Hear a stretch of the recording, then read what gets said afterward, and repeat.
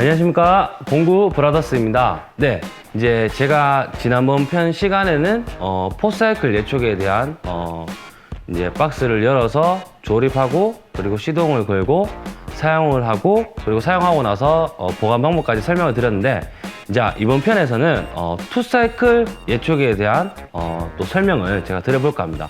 자, 지난번 편을 보신 분들은 아시겠지만 그렇게 어렵지가 않아요. 영상을 보시고 나면은 분명히 혼자서도 이제 예초기가 떡하니 이렇게 생기더라도 조립을 하실 수가 있을 거거든요. 그러니까 투사이클 예초기를 지금 받으신 분, 구매를 하셨다, 그래서 지금 조립 전이신 분들께서는 꼭 보시면 분명히 도움이 되실 거예요. 자, 요번에는 이제 그러면 제가 투사이클 예초기를 한번 조립을 하면서 또 하나하나 설명을 드려보도록 할게요. 자, 제가 오늘 투사이클 예초기 중에서도 준비한 예초기 브랜드는 미쯔비시예요. 미쯔비시. 일본의 대표적인 예초기 브랜드이고요. 선호도도 굉장히 높은 편이고, 미쯔비시사의 TB43이라는 브랜드입니다. 한번 제가 또 박스를 열어서 하나하나 보여드리면서 설명을 드려보도록 할게요. 자, 박스를 열면은 이렇게 또 몸체가 있고요. 그리고 날카바, 그리고 손잡이, 그리고 날을 풀거나 쪼을 때, 풀거나 쪼을 때 필요한 복수다마, 그리고 이도날, 그리고 설명서, 그리고 육각 렌치 이렇게 들어있습니다. 자, 일단 투사이클 예초기 같은 경우는 제가 이제 처음에 설명드렸듯이 연료를 주입하는 이 통이 항상 위에 달려 있어요. 특징이 이렇게 위에 달려 있고요. 그리고 자, 이제 이 샤프트가 들어있는 이 부분을 열어보면은, 자, 투사이클 같은 경우도 메이커는 다를 수 있지만 조립하는 방법이라든가 작동하는 방법은 거의 다 흡사합니다. 그렇기 때문에 내가 가지고 있는 지금 투사이클 예초기가 지금 이 과장이 지금 보여주고 있는 저 예초기가 아닌데 라고 하실지라도 조립하는 방법, 그리고 시동을 거는 방법, 그리고 사용 후 보관하는 방법까지 거의 다 일치하기 때문에 분명히 보시면 또 도움이 될 거거든요. 그리고 자, 이렇게 보시면, 자, 샤프트가 이렇게 3개로 들어있습니다. 샤프트가 3개로 들어있고요. 자, 투사이클 예초기에 이제 조립을 하면서 제가 또 한번 설명을 드려볼게요. 자, 투사이클 예초기 같은 경우도, 자, 보시면 포사이클 예초기랑 비교했을 때 조금 달라요. 구조가 이제 이런 부분이라든가, 그리고 연료통이 달려있는 위치, 그리고 무게도 좀 다르고, 그리고 샤프트를 연결하는 방법도 살짝은 다르거든요. 그러니까 자, 투사이클 예초기를 이제 조립을 한번 해보도록 하겠습니다. 자, 제일 먼저 이렇게 유격, 이렇게 밴딩 구부려지는 이 플렉시블 샤프트를 먼저 오픈하셔야 돼요. 자, 양쪽에 마개를 따시고요. 이쪽에도 따고, 자, 이 샤프트 양쪽을 땄을 때 분명히 또 한쪽에는 이렇게 구멍이 나 있어요. 한쪽에 구멍이 나 있고요. 반대쪽에는 아무리 돌려봐도 구멍이 나 있지 않습니다. 그래서 이 구멍이 나 있는 녀석이 엔진에 바로 직접적으로 연결이 되는 부분이거든요. 그래서 여기 보시면, 자, 여기 원터치 레버를 위로 올리시고요. 그리고 요 위에 구멍이 원터치 레버랑 일치하도록 밀어주셔서 찰칵. 자, 다시 한번 이 원터치 레버를 위로 드신 상태에서 하늘을 향하도록 해서 넣고 찰칵. 이렇게 되면은 일단은 1차적인 체결이 되는 거예요. 그리고 이제 여기 보시면 체결되고 나서 그 다음에 확인하셔야 될 부분이, 안에 있는 샤프트가 이렇게 튀어나오게 되면은 이 샤프트가 이 지금 엔진에 제대로 연결이 안 되어 있는 모습이기 때문에 손으로 밀어서 이렇게 착 안으로 들어가도록 세팅을 해주셔야 돼요. 자, 여기 첫 번째고요. 그 다음에는 이제 이 두 번째, 이 중간 연결대를 연결해야 되는데, 이 두 가지 연결대 중에서 항상 이렇게 레버가 달려 있고, 레버가 달려 있고, 이렇게 선이 달려있는, 와이어와 선이 달려있는 녀석이 항상 두 번째 꽂히는 중간 샤프트예요.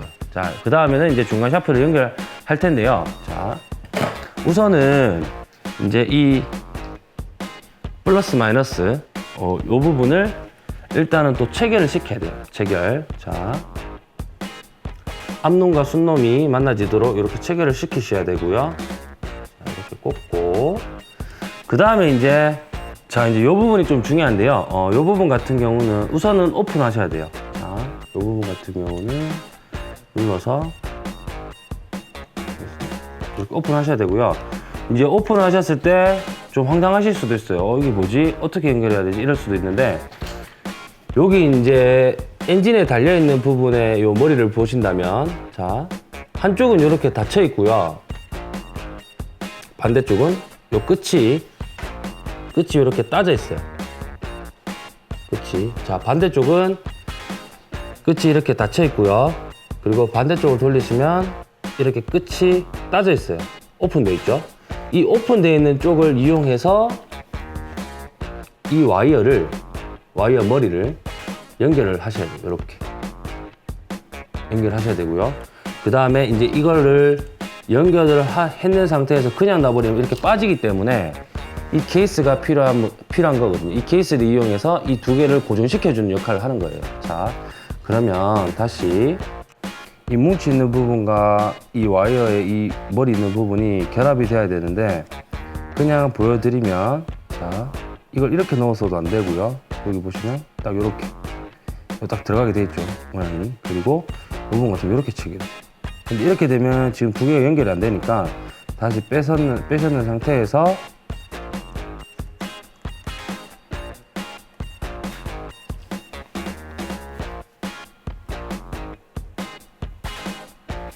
네, 이렇게 이제 체결을 하시면 되고요.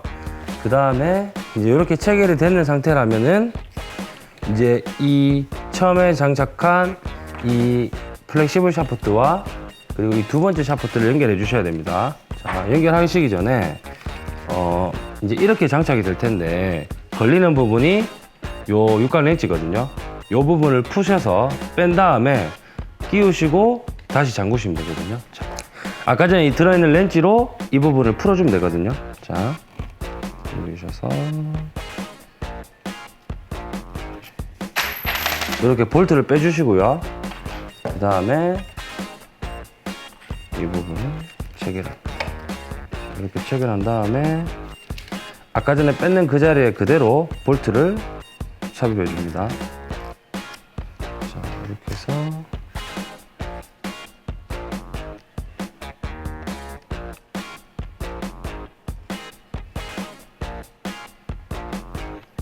이 부분 또한 이제 진동이 일어나서 이쪽에 진동이 오다 보면 빠질 수도 있기 때문에 꽉 조아주는 게 중요합니다. 그리고 꽂고 나서는 꼭 확인을 해야 되는 게 이 중간 연결대와 처음에 연결된 플렉시블 연결대가 이렇게 좌우로 움직이는지 확인을 해주시는 게 중요하거든요. 이렇게 이제 돌아가는 게 확인이 되면은 일단은 이제 처음 이제 플렉시블 샤프트와 두 번째 샤프트까지는 연결이 다 되는 거예요. 엔진에서부터. 자, 이렇게 하시고 그 다음에 이제 마지막 이 샤프트를 연결을 하시면 끝인데, 이 마지막 연결 샤프트도 한번 보시면, 자, 여기 이제 요 원터치 레버가 있어요. 원터치 레버가 있죠. 이 원터치 레버를 당기신 상태에서 이 왼쪽 거는 또 다 풀어놔야 되고요. 당기신 상태에서 이 구멍이 나 있는 이 부분을 이 원터치 레버 쪽으로 일치시킨 다음에 넣어서 이렇게 찰칵거리거든요. 그 다음에 오른쪽을 조아주시면, 자, 일단은 이렇게 하면은 연결은 다 된 거예요. 이제 이 부수적인 것들만 여기에 달아주게 된다면 이제 다 완성이 되는 거거든요. 자, 그러면은 일단 여기서부터는 이제 보시는 분들 마음대로 다셔도 돼요. 이제 뭐 손잡이를 먼저 다셔도 되고, 그리고 얘쪽에 날을 먼저 다셔도 되고, 그건 순서는 상관없기 때문에 편하신 대로 하시면 되고요. 저 같은 경우는 일단 날을 먼저 장착해 보도록 하겠습니다. 날. 일단은 투사이클 예초기 같은 경우도 날을 풀고 쪼을 때 이 렌치를 머리 부분에 있는 이 구멍에 삽입한 다음에 이 앞에 기어 뭉치를 이렇게 돌리다 보면 탁 걸리는 순간이 와요. 이 걸리는 순간을 딱 잡은 다음에 풀어야지만 이 날이 꽂혀 있을 때 풀 수가 있고 그리고 잠글 수가 있거든요. 그래서 이렇게 건 다음에 이제 요 스패너로 이것도 마찬가지로 왼쪽으로 풀어야지만 잠기고요. 오른쪽으로 잠그는 방향으로 돌려야지만 풀립니다. 반대 방향이기 때문에 예초기 같은 경우는 모든 예초기가 다 똑같습니다. 그리고 모든 예초기가 항상 머리 부분에 이렇게 육각 렌치를 삽입할 수 있는 구멍이 있어요. 모든 예초기가요. 그리고 이렇게 해서 오른쪽으로 돌려서 넛들을 푸시고요. 그 다음에 종바리를 빼고, 그 다음에 와샤를 빼고, 그 다음에 여기에 이제 날을 장착하시면 되거든요. 날을 장착할 때는 이 안에 동그라미 홈에 딱 맞도록, 이게 중요해요. 딱 맞도록 꽂아 주시고요. 이게 만약에 조금이라도 삐딱하게 꼽히면 장착해서 사용을 하실 때 굉장히 진동이 많이 일어나게 됩니다. 그렇기 때문에 항상 요 홈에 정확하게 꽂도록 하는 게 가장 중요하고요. 그리고 날을 꽂으실 때는 항상 이런 각도는 안 되고요. 하늘을 향하도록 하시는 게 가장 중요해요. 그래야지만 날이 떨어지는 걸 방지할 수가 있기 때문에 이렇게 하시고, 와샤는 이렇게 봤을 때 지금 위로 볼록 튀어나와 있는 부분이 지금 이 상태에서 하늘을 향하도록 놓으면 돼요. 이 볼록 튀어나오는 부분이 지금 체결되고자 하는 이 바닥면으로 가게 되면은 가운데 공간이 생기기 때문에 이 날이 돌면서 이렇게 유격을 일으킬 수 있게 하는 요인이 되거든요. 그렇기 때문에 이 와샤 같은 경우는 이 배불뚝이 볼록 튀어나오는 부분이 하늘을 향하도록 해서 꽂아주시면 되고요. 찰칵. 그 다음에 종바리 꽂고, 그 다음에 너트는 꽂을 때 반대다. 푸는 쪽으로 왼쪽으로 돌려야지만 잠긴다라는 거. 그렇게 해서 손으로 어느 정도 잠궈 두신 다음에 이제 아까 전에 요 스패너로 자, 푸는 방향으로 돌립니다. 자, 이렇게 해서 조금 렌치를 빼주시면 되고요. 자, 이렇게 하면은 이제 날도 제가 장착을 했는 거예요. 날도. 자, 날도 장착을 했고요. 그리고 이제 아까 전에 전편에도 제가 보여드렸지만 요 카바 같은 경우를 다실 때는 자, 요 날을 세로로 돌립니다. 기본 법칙이 세로로 돌리신 상태에서 이 간격을 봐야 돼요. 왜냐하면은 이 카바가 많이 앞으로 가게 되면 이 날이 카바에 대이기 때문에 카바가 깨져요. 그렇기 때문에 이렇게 세로로 세우신 상황에서 이 카바를 간격을 잡은 다음에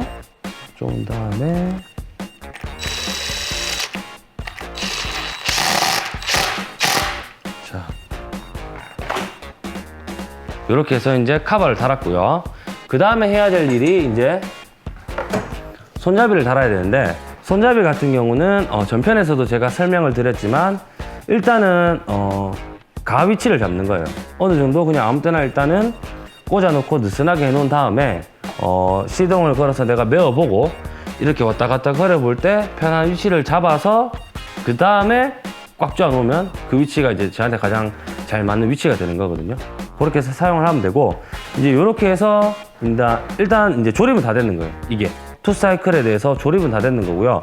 이제 시동을 걸어 봐야 되는데 시동을 거는 방법도 포사이클하고는 확연하게 차이가 나요. 자, 제가 한번 보여드릴게요. 자, 여기 보시면 투사이클 같은 경우도 여기 초크 레버가 있거든요.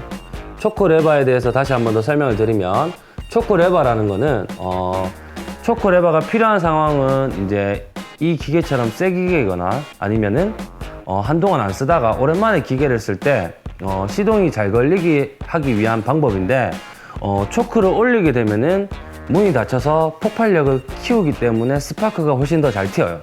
그래서 순간적으로 스파크를 튀게 해서 시동을 딱 걸리게끔 해주는, 그렇게 도와주는 역할이고요. 근데 이 초크 레버가 올라가 있으면은 불꽃을 엄청 크게 튀게 해서 시동을 딱 걸리게 해주는 역할까지는 하지만 시동이 걸려있는 상태를 유지시켜 주지는 못해요. 그렇기 때문에 새 기계이거나 아니면 내가 지금 오늘 쓰고 나서 한참 뒤가 되었을 때 다시 쓸 때 그때 초크 레버를 올려주시고 시동을 거는데 쓰시면 되지만, 시동이 걸려있기 위해서는 결국에 내려가 있어야 돼요. 이 부분이 중요한 거고요. 그리고 포사이클과 다른 예초기와 다르게 이 이제 연료를 엔진으로 공급해주는 이 호스에 레바가 있어요. 그래서 지금 이 레바를 한번 보시면 이 레바가 지금 가로로 되어 있으면 이 여기에 연료를 넣는다 할지라도 엔진으로 연료가 가지를 못하게끔 막아놓는 상태입니다. 그리고 만약에 연료를 넣고 나서 시동을 걸어서 작동을 시키기 위해서는 이 레바를 밑으로 내려주셔야지만 이 연료가 엔진으로 공급이 되는 방식이거든요. 그렇기 때문에 이 레바의 역할도 알아주시면 좋을 것 같고, 일단은 이제 투사이클 같은 경우는 휘발유랑 엔진 오일이랑 혼합해서 쓰는 방식이라고 제가 앞에서도 설명을 드렸는데, 그러면은 어떤 엔진 오일을 얼마만큼 넣어야 할까? 이 부분이 이제 또 굉장히 궁금하실 거예요. 그래서 제가 좀 설명을 드리면, 자, 여기 보시면, 자, 일단은 이렇게는 구매하실 수가 있을 거예요. 엔진 오일을 구매하시고, 그리고 휘발유도 준비가 되었을 거예요. 자, 이렇게 됐는데, 투사이클에 들어가는 엔진 오일 같은 경우를 어떻게 구분하느냐 하면은, 첫 번째, 자, 고맙게도 ET라고 적혀 있어요. ET. 하늘 날아가는 ET가 아니고요. ET라고 적혀 있는데, 이 ET란 말 자체가 이행정, 그리고 투사이클 똑같은 뜻입니다. 그래서 투사이클 엔진 오일, 예초기에는 ET라고 적혀 있는 엔진 오일을 넣으시면 되고요. 그리고 혹시나 ET라는 숫자가 없더라도 색깔로 구분하실 수가 있어요. 파란색을 띠고 있다면 투사이클 엔진 오일이라는 거거든요. 혹시나 혹은 또 CC 오일, 오토바이에 들어가는 오일을 CC 오일이라고 하는데, 오토바이에 들어가는 오일도 파란색을 띠고 있어요. 색깔. 그렇기 때문에 그렇게 해서 엔진 오일을 구분하시면 좋을 것 같고, 그리고 이제 휘발유랑 엔진 오일이랑 섞어서 넣어야 되는데, 그러면 도대체 얼마만큼 섞어야 되느냐 이렇게 물어보실 수가 있을 거예요. 이제 대부분 어느 공구상을 가나 어디 물어보더라도 25대 1 비율로 섞어서 쓰시면 됩니다. 이렇게 얘기를 할 건데, 25대 1이라는 비율이, 자, 제가 여기 준비한 이렇게 이제 리터와 눈금을 나타내주는 이런 혼합통이 있다면 쉽게 되지만, 일단 일반 평상시에는 이런 통이 없는 확률이 더 높거든요. 그런 경우에 만약에 지금 이 과장이 이 통에 이렇게 지금 눈금이 있지만, 어차피 이 눈금을 이용하기 위해서는 1리터만큼의 휘발유를 넣고 그 다음에 엔진 오일을 요선에 올 때까지만 넣어라, 이런 통인데, 휘발유가 이만큼 있을 때는 어차피 비율을 정하기가 어렵거든요. 이 상황에서 엔진 오일을 넣는다면 푸른빛이 돌 정도가 될 정도면 좋아요. 근데 엔진 오일을 많이 넣는 거는 그나마 기계에 무리가 덜 가지만, 엔진 오일이 극소량으로 넣게 되면은 엔진에 굉장히 무리가 많이 가거든요. 그렇기 때문에 이제 25대 1 비율을 혹시나 주위에 지금 도구가 없어서 정확하게 못 지키시겠다고 하시는 분들은 제가 한번 말씀을 드려볼게요. 요게 이제 투사이클 엔진 오일인데, 이렇게 휘발유가 어느 정도에 있다라고 가정을 했을 때 일단 조금씩 부어봐요. 그냥 걱정하지 말고, 많이 들어가도 괜찮으니까. 자, 넣어볼게요.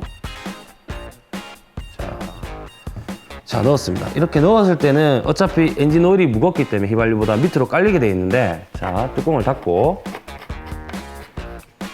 자, 이렇게 흔들어 보면은, 자, 색깔이 어떻게요?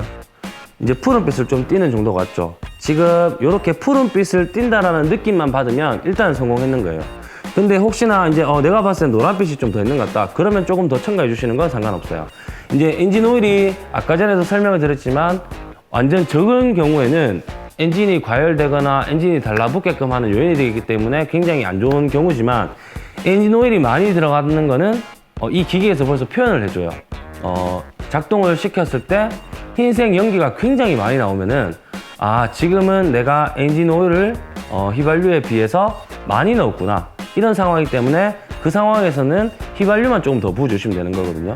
그렇기 때문에 그렇게 구분을 하셔서 넣으면 좋으실 것 같고, 지금 이제 이 과장이 이렇게 이제 혼합유를 만들었거든요. 투사이클 같은 경우는, 자, 다시 한번 휘발유랑 투사이클 엔진 오일이랑 25대 1이라는 비율로 섞어서 꼭 주입을 하셔야 돼요. 휘발유만 넣어서 작동을 하시게 되면 엔진에 달라붙어서 기계를 버리시거나 굉장히 수리비가 많이 나오기 때문에 그 부분을 주의하셔야 되고, 자, 그러면 제가 이제 휘발유를 넣어서 바로 작동하는 방법을, 작동하는 걸 보여드리도록 하겠습니다.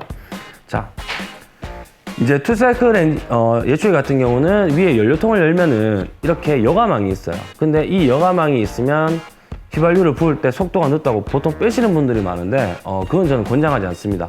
왜냐하면은 찌꺼기가 많이 들어가면 많이 들어갈수록 기계가 고장날 확률이 높기 때문에 이 여과기는 웬만하면 빼지 않는 게 좋고요. 그리고 이제 휘발유를 부을 텐데 여과기가 있기 때문에 붓는 속도를 빠르게 하면은 넘쳐버려요. 그래서 천천히 넣어야 되고요. 자, 이렇게 해서 자, 정도만. 이제 시동 거는 용도로만 쓸 거기 때문에 조금만 넣었거든요. 자, 이렇게 해서 뚜껑을 닫고 이렇게 됐죠. 그 다음에 이제 다시 휘발유를 넣는 상태입니다. 그리고 시동을 걸기 전에는 항상 이 레버가 당겨져 있는지 아니면 0의 위치, 그러니까 스톱의 위치, 그러니까 공회전만 시킬 수 있는 제로 위치에 있는지 꼭 확인을 하셔야 돼요. 자, 이 레버가 당겨져 있는 상태에서 시동을 걸게 되면 굉장히 위험한 상황이 발생하기 때문에 항상 시동을 걸기 전에는 이 레버를 확인하셔야 돼요. 레버가 제자리에 있는지 확인하시고, 레버가 제자리에 있는 게 확인이 되었다면 이제 시동을 걸 준비가 되었다는 거거든요. 자, 그렇게 해서 다시 돌아와서 여기 보시면, 자, 초크는 저는 올릴 거예요. 자, 새 기계이기 때문에. 새 기계이거나 지금 이 기계를 내가 꺼냈는데 한참 동안 안 쓰다가 처음 꺼냈을 때는 무조건 초크 레버는 올려주시는 게 좋고요. 그리고 이 혹시나 이게 아무것도 아닌 것 같아서 그냥 시동을 거시게 되면 안 걸릴 거예요. 걸렸다가 꺼지고, 걸렸다가 꺼지고. 이 연료가 엔진으로 갈 수 있도록 문을 열어줘야 돼요. 자, 내릴게요. 자, 그러면은 지금 서서히 이 연료통에서 연료가 엔진으로 지나가고 있다는 게 이제 느껴지실 거거든요. 자, 그렇게 해서 이제 초크레버를 올리는 상태고요. 이제 시동을 걸면 되는데, 초크레버를 올려놓은 상태에서 당기게 되면은 한 두세 번 당기게 되면은 굉장한 폭발력과 스파크를 일으키기 때문에 시동이 걸리려는 소리가 분명히 들릴 거예요. 한 두세 번 당기면. 그 상태에서 계속 당기게 되면은 이 고장의 또 원인이 되는 하나의 그 행위이기 때문에 시동이 걸리려는 소리가 난다면 초크레버를 내리고 다시 당기시면 돼요. 이 부분이 또 중요하거든요. 자, 그럼 제가 바로 한번 보여드리도록 할게요. 자, 시동을 한번 걸어 볼 텐데, 지금 이 예초기 위치가 이렇게 저보다 위에 있는 위치에서는 걸기가 굉장히 불편하거든요. 왜냐하면 예초기를 보통 시동 걸 때는 땅 지면에서 시동을 걸기 때문에 똑같이 제가 한번 올라가서 자, 여기 보통은 밑을 밟으시고 한번 당겨 보겠습니다.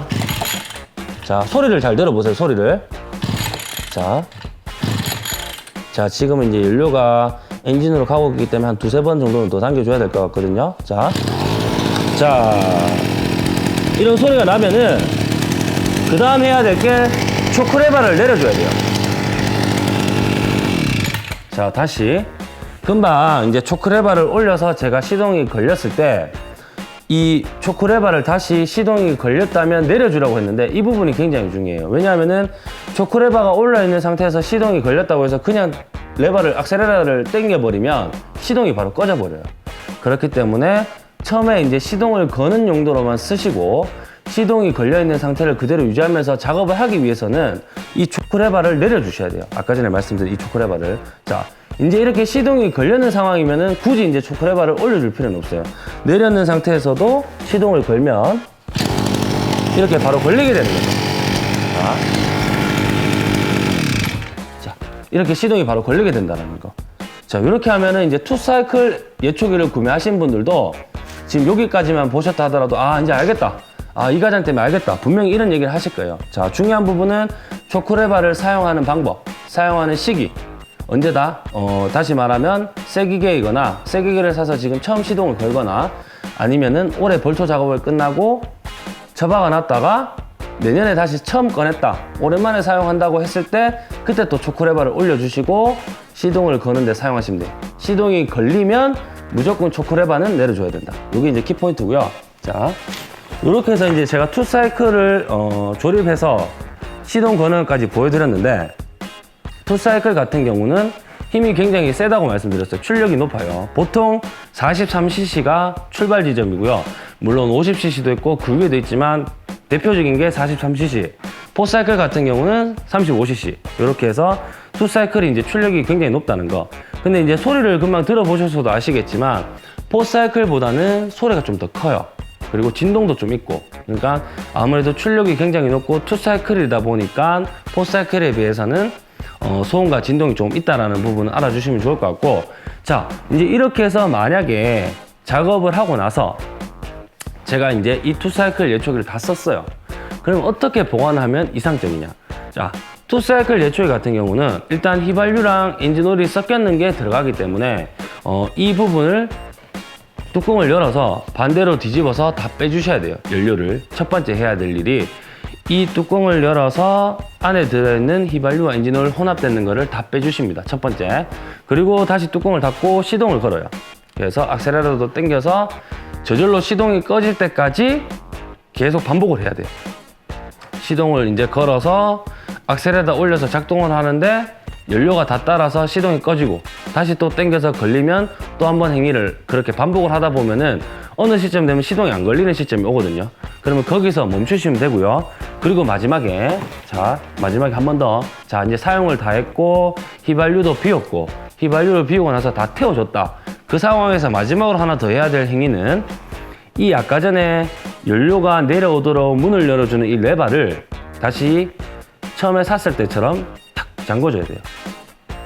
이렇게 잠궈줘야지만 혹시나 조금 남아있는 엔진오일, 그러니까 연료가 내려가는 거를 방지해주기 때문에 막힘 현상을 막아주거든요. 그러니까 이 투사이클 예초기가 고장이 나거나 시동이 안 걸리는 이유가 대부분이 엔진오일하고 휘발유가 섞여서 들어가다 보니까 휘발유는 어차피 증발해버리거나 이게 굳지를 않아요. 어차피 휘발성이 강하기 때문에. 근데 엔진오일 같은 경우는 휘발유가 증발되고 나서 엔진오일만 남게 되면은 시간이 지나면 굳어요. 그래서 이 시동을 거는데 연료가 못 지나가게 막거나 굳어 있기 때문에 시동이 잘 안 걸리는 거거든요. 그렇기 때문에 금방 말씀드렸듯이 다 태우고 나서 이렇게 레버를 딱 잠가서 일로는 더 이상 뭔가가 못 지나가도록 딱 차단시켜 놓고 보관을 해주시는 게 이상적이다. 이렇게 생각하시면 좋을 것 같거든요. 자, 이제 이렇게 해서 제가 투사이클에 대한 설명도 다 드렸어요. 이제 투사이클에 대한 설명도 드렸고, 다음 편에는 또 LPG 예초기에 대한 설명을 드릴 거고, 그 다음 편에는 또 충전 예초기. 이렇게 해서 설명을 다 드리고 나면은 거기서 끝이 아니에요. 이제 요새 또 핫한 게, 이런 게 있잖아요. 뭐, 예초기가 아무리 좋아도 앞에 꽂히는 날이 뭐 중국산 저가형 날이면은 그만큼 성능을 발휘를 못하고, 그리고 예초기가 조금 안 좋다 할지라도 앞에 꽂히는 날이 굉장히 좋은 일제날을 쓴다면 또 그거보다 성능을 더 발휘하는 것처럼 보이듯이 앞에 꽂힐 수 있는 날들에 대한 것들이 무궁무진하게 많거든요. 그리고 같은 날을 꽂았을 때 과연 이 지금 제가 설명하고자 하는 이 예초기들이 어떻게 지금 작동이 되어지는지, 어떻게 다른지, 그런 부분들도 저희가 직접 밖에 나가서 예초기를 메고 다 보여드릴 거거든요. 그러니까 계속해서 저 영상 봐주시고요. 오늘은 일단 투사이클 예초기에 대한 설명을 모두 드렸습니다. 다음 편에는 또 LPG 예초기에 대한 설명으로 찾아뵐 테니까 그때까지 조금만 더 기다려주시고 오늘도 또 이렇게 끝까지 봐주셔서 너무 감사합니다. 이상 공구 브라더스였습니다. 감사합니다.